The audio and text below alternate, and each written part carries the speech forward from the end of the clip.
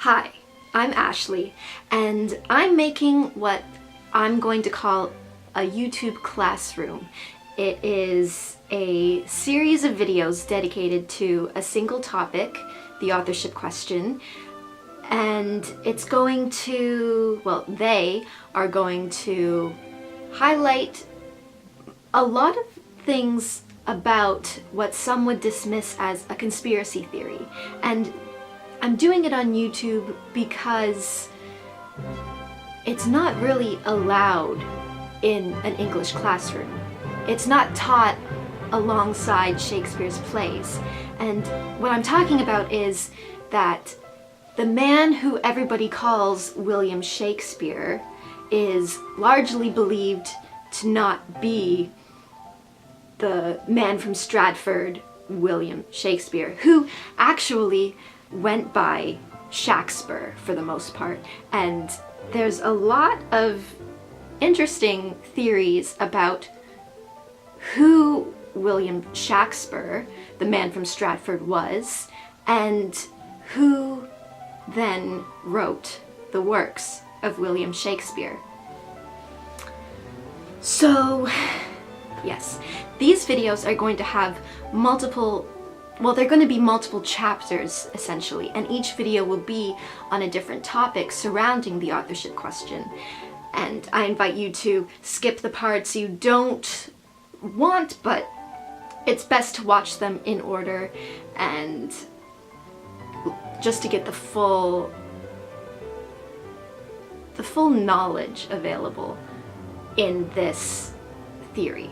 And I'm going to also be linking a lot of valuable pages, books, other videos that other people have made in the section down below. So feel free to scroll through that as I'm speaking as well. So this video is going to be just an introduction to the authorship question. Obviously, I'm assuming that you come into this knowing at least a little bit about William Shakespeare's plays. Maybe all you've read is Romeo and Juliet or Hamlet, and that's fine, just as long as you know what I'm talking about, William Shakespeare. So, where to begin? I'm going to start with telling you what we know and cannot be denied. We know that Shakespeare's plays were written between about 1588 and 1611, so Titus Andronicus, all the way until The Tempest, his last known play. And we do know the order of the plays pretty well, and we know which comes next in the series of plays. We know that William Shakespeare also wrote multiple sonnets.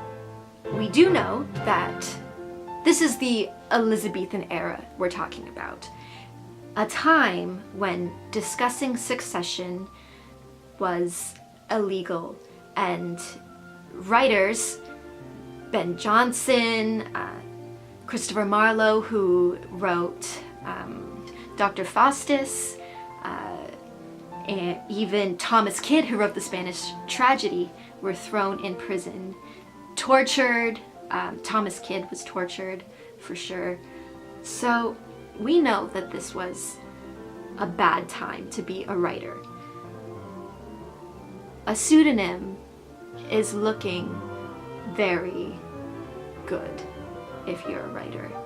Talking about succession and kingship, look at Richard II, Richard III, all the Henrys, all these plays deal with succession and kingship, something that is very, very frowned upon.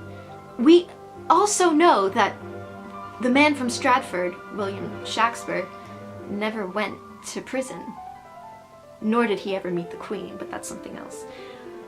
We also know that whomever wrote the plays by William Shakespeare used numerous sources, including those in French, Italian, Latin, Hebrew. Whoever wrote the works needed to know 7 different languages in order to read these sources. And in fact, he even created over 200 words from Latin. Like, when was the last time you ever did that? We know that the man who wrote these plays needed to speak 7 different languages, needed to be fluent, needed to write in those 7 different languages as well. We also know that most of his plays are set in Italy with very, very accurate detail. Whoever wrote these plays should have been able to go to Italy to see these places that are discussed and set in his plays. We also know the man from Stratford was from an illiterate family. His father and mother were illiterate, his wife, Anne Hathaway, was illiterate, and even his children, Susanna and Judith, were illiterate. And I just find that very strange that probably the greatest English playwright and writer in the world who ever lived never taught his children how to read and write. We also know that the man from Stratford went by Shakespeare or Shakespeare and many different titles, but never Shakespeare, which is very strange because everybody calls him William Shakespeare, although not once is he ever referred to as William Shakespeare.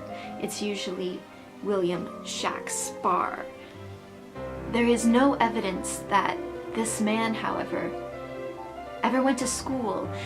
But not to say that he didn't, it's just that those records are lost. What we do know is that at the grammar school in Stratford-upon-Avon that he went to required boys at the age of 7 to already be literate. His parents would have had to teach him, or he would have had to learn somewhere, and that is just highly unlikely. Not impossible, but highly unlikely. So that is it on the introduction to the authorship question. The next videos to come will be more focused in specific areas and people, so I suggest that you check those out and have fun learning.